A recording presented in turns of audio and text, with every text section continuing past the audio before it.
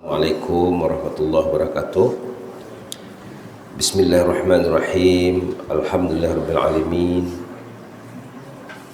Wassalatu wassalamu ala ashrafil mursalin wa ala alihi wassabihi ajma'in. Allah bika asbahna, bika amsayna, bika nahya, wa bika namut, wa ilaika nusyur. Ya hayyu qayyum rahmatika nastaghis. Aslih lana sya'nana kullahu wa la takilna ila anfusina tarfata 'ain. Rabbi shrah li sadri wa yassir li amri wahlul 'uqdatam min lisani yafqahu qawli. Subhanaka la ilma lana illa ma 'allamtana innaka antal alimul hakim. Alhamdulillah, seperti yang dikatakan yang mulia mudir madrasah, kita sejenak bersama tazkirah subuh. Kita bersyukur kepada Allah, selalu sudah disebut ya, badan kita sehat, kita kena ingat tuh. Kata ingat selalu. Jangan lu. Siapa yang beri kesehatan? Allah.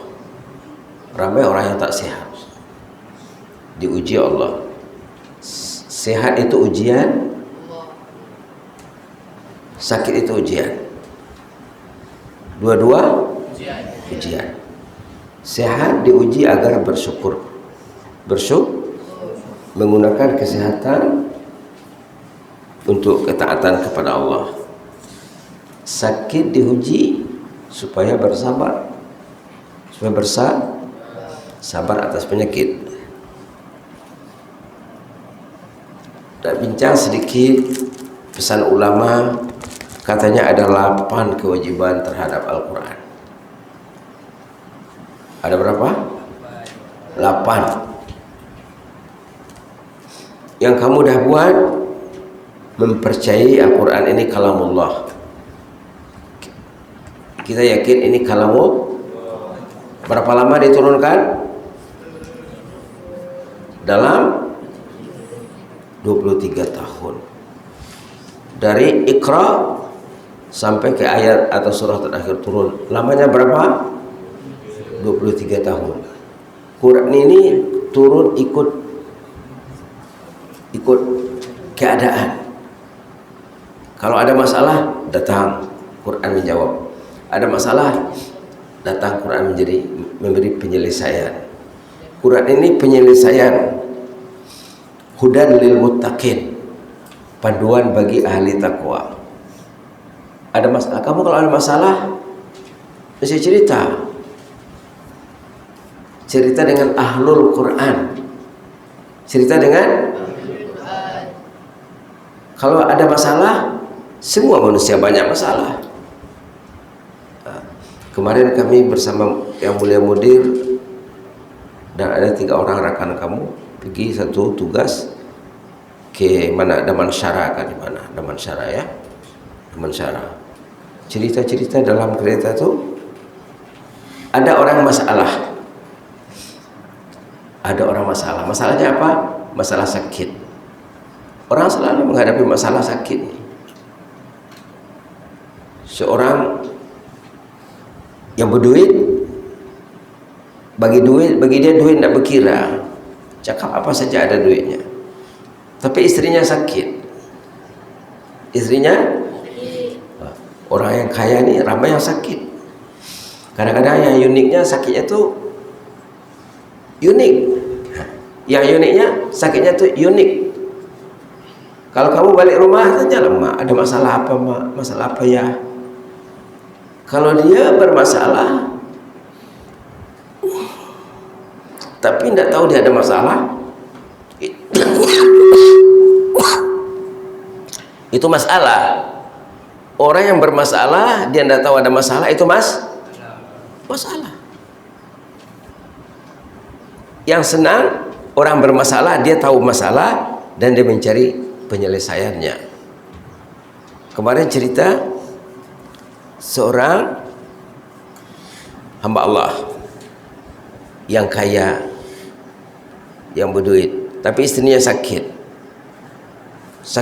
kronik ada pada istrinya, dan sudah berjanji dengan dokter pakar untuk dioperasi dalam bidang masing-masing lah, dah buat appointment. Ingat kemarin ceritanya kah? dah berjanji berjumpa dengan doktor pakar, tapi suaminya ini orang masjid. Bila dia pergi masjid berjumpa dengan seorang doktor masjid, doktor juga di hospital, pakar bedah jantung. Di hospital dia jadi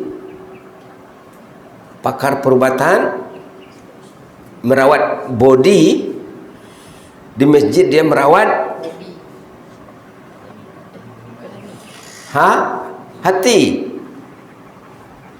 Paham kamu kah? Manusia ini ada, paling kurang ada dua masalah. Masalah body, kesehatan, masalah hati, qalbi. Tapi orang ramai tidak memperhatikan masalah qalbi. Fi qulubihim maradun fazadahumullahu marada. Hati mereka sakit. Ramai orang yang sakit, kemudian bertambah penyakitnya. Pendek ceritanya berjumpalah dengan seorang dokter saleh, dokter di hospital, dokter juga di masjid. Dokter, ya, istri saya sakit menderita. Ada 4-5 macam penyakit yang dialaminya. 1, 2, 3, 4, 5. Dan sudah berjanji dengan dokter pakar untuk dioperasi dan dilakukan usaha pemulihan penyembuhan. Tapi saya suka kalau saya berbincang dengan dokter dan saya bawa istri saya. Apa masalah sebenarnya? Okelah katanya, datang ke pejabat. Dibawalah istrinya ke pejabat, dokter di rumah sakit, dokter di masjid. Dokter di rumah sakit, dokter di masjid. Orang itu kalau badannya sehat tapi tak mau ke masjid, itu sakit tuh. Salah satu penyakit yang kronik yang dialami manusia, jauh dari masjid, jauh dari kitabullah, jauh dari kitabullah. Ini syifa, wa nunazzilu minal Qur'an ma huwa syifaun wa rahmatun lil mu'minin wa la yazidu zalimina illa khasara. Wa nunazzilu minal Qur'ani ma huwa syifa. Quran ini diturunkan untuk syifa, termasuk syifaul qalb. Maka datanglah si suami tadi bersama istrinya berjumpa dokter saleh, dokter yang dokter yang ada Quran di hatinya, ada masjid, ada Allah di hatinya. Duduklah pesakit ini di depan dokter Khalid. Tersebut namanya ya, namanya dokter Khalid sebenarnya. Siapa namanya? Khalid Abdul Aziz Al-Jubair. Nanti Ustaz boleh tunjuk dia punya ceramahnya, fotonya apa semua. Dilihatnya pesakit ini. Oh, puan tidak sakit. Puan tidak? Siapa yang cakap? Dokter masjid, dokter Quran. Puan tidak sakit. Dia pun mendengar kata-kata itu, kan hilang terus penyakitnya itu. Wah, katanya, betul lah saya tak sakit. Semangat. Kalau jumpa di hospital, puan sakit ini. La haula wala quwwata illa billah. Semua kos rawatan itu memerlukan biaya yang sangat mahal. Kata dokter Khalid, puan tidak sakit. Betul lah nih, saya ini tak sakit. Dia dengar cakap dokter nih. Nah, kamu kalau ingin sehat selalu dengar cakap ulama. Selalu dengar cakap ulama. Lepas itu dia tanyalah, adakah puan selalu sholat di awal waktu? Sometimes katanya. Kadang-kadang aja. Kadang-kadang selalu akhir. Kadang-kadang Itulah sumber penyakit. Sumber penyakit melambat-lambatkan sholat. Bila waktu solat sudah masuk, kalau kamu balik rumah tengok mak, tengok ayah, ya mak, ini sudah masuk waktu solat. Melambat-lambatkan penyakit, melambat-lambatkan solat, punca penyakit qalbi akan merebak pada penyakit jasad. Mula qalbi dulu, kemudian baru jasad. Yang kedua, adakah puan baca Quran tiap hari? Oh, tak ada. Dia terus terang cakap tak ada. Padahal Quran ini obat. Ubat tak diambil, penyakit akan membengkak, meningkat. Subhanallah. Dah dua, jawabannya fail. Yang ketiga, adakah puan mengadu kepada Allah kalau puan tu sakit? Wa iza maridtu fa huwa yashfin. Wa iza maridtu fa huwa yashfin. Surah apa tu? Wa iza maridtu fa huwa yashfin. Kalau aku ini sakit, Engkau jugalah yang menyembuhkan penyakitku ya Allah. Surah apa? Halaman 370 ayat 80 surah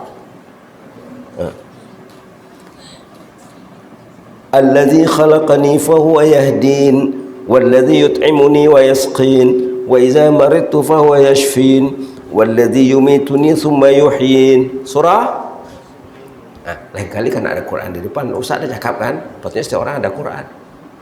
Surah apa? Juz 17. Wa idza maridtu fa huwa yashfin. Kalau aku sakit, hanyalah Engkau yang memberi kesembuhan ya Allah.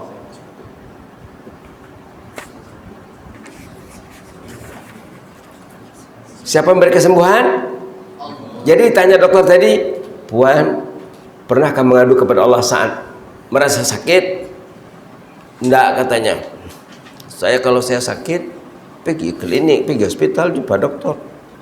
Suaminya banyak duit, macam mana pun bayarannya dia tidak masalah. Lupa Allah. Kemudian ditanya lagi, adakah puan suka duduk di depan media elektronik, tengok cerita, tengok game, tengok apa? Bukanlah game ya, orang besar tak tengok game, tapi dia ada pula kecenderungannya. Iya, katanya, saya suka dengar lagu ini, cerita ini. La haula wala quwata illa billah. Kata dokter, itulah yang membawa penyakit yang dilihat dalam kotak syaitan. Namanya apa? Kotak syaitan. Itu membawa penyakit. Dia dengar kata-kata dokter ni, dia dengar, wah, katanya, ya Allah, ampun dosaku ya Allah.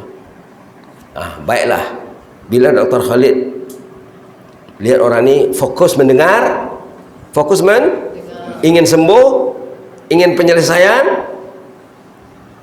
okeylah, baliklah dulu, amalkan apa yang saya cakap tadi. Dia balik rumah, no TV, no apa lagi? No Samsung. Dulu belum ada Samsung waktu itu tuh.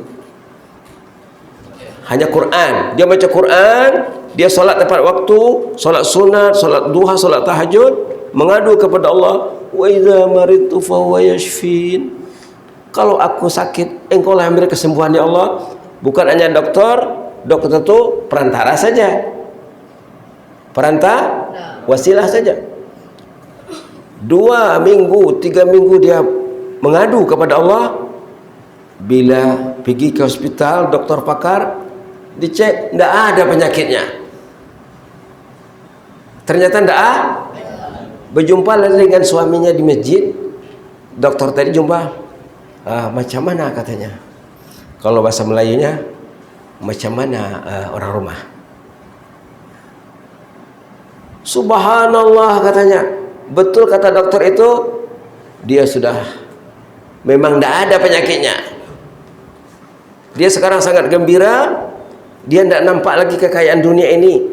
Kekayaan dunia ini baginya seperti sayap nyamuk saja, tidak ada nilai. Karena semua akan tinggal ya. Rumah yang besar akan tinggal, gedung yang mewah akan tinggal, istana yang canggih akan tinggal, mobil tinggal, kereta tinggal, duit tinggal, anak dengan istri berpisah. Semua orang akan kembali kepada Allah. Ada yang dibawa kah? Ada yang dibawa RM1, RM2, RM5, RM10 ke kubur? Yang dibawa, kalau kamu ada Quran, subhanallah, Quran akan mendampingi dalam kubur, akan menghibur kamu dalam kubur. Jadi Ustaz belum terangkan lagi yang apa nih sebenarnya. Tak, Ustaz sebutlah secara ringkas ya. Mempercayai dan meyakini ini kalamullah, membaca dan menghayatinya. Kita coba menghayati sedikit-sedikit. Menghafaz. Nah, kamu sekarang menghafaz. Alhamdulillah. Menghormati dan memuliakan. Ini karena hormat, karena dimulia. Fokus dan khusyuk semasa mendengar. Bila dibaca atau sendiri baca, kita kena dengar dengan fokus. Supaya kalamullah tadi menyentuh hati. Supaya kalamullah tadi singgah di hati. Jangan masuk telinga kanan, keluar. Jangan bagaikan air jatuh ke daun keladi. Tahu daun keladi? Kalau air jatuh ke sana macam mana? Tidak ada kesan. Coba ambil nanti daun keladi. Bila air hujan jatuh ke situ, mana ada? Daun itu tidak basah. Janganlah bila Quran dibaca tak singgah di hati. Janganlah seperti air jatuh ke daun keladi. Mesti bertempat di hati. Patutnya kalamullah ini bertempat di hati, menjadi darah dagingnya, menjadi pegangannya. Kemudian menyebarkan ajarannya. Karena cakap, hari-hari karena cakap. Kita tiap hari cakap tentang Quran, tiap hari cakap tentang Quran. Iltizam dengan manhaj kitabullah, ajaran kitabullah kena ikut. Manhaj itu ajaran. Kemudian berakhlak dengan akhlak Al-Quran. Wa innaka la'ala khuluqil azim. Wa innaka la'ala khuluqin azim. Surah apa tuh? Surah? Coba baca Nun. Bismillahirrahmanirrahim. Nun wal qalami wa ma yasturun.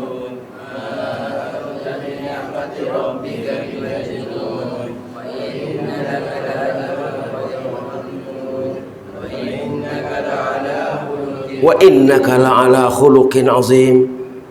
Allah menyanjung nabinya, rasulnya. Akhlak Rasulullah sangat hebat, sangat mulia. Bila ditanya Aisyah, istri baginda, macam mana Rasulullah, katanya akhlaknya persis seperti Al-Quran. Artinya menepati Al-Quran. Itu saja dulu ya, mudah-mudahan bermanfaat. Jazakumullah khairan, barakallahu fikum. Inni uhibbukum fillah wa astaudiukumullah. Wassalamualaikum warahmatullahi wabarakatuh.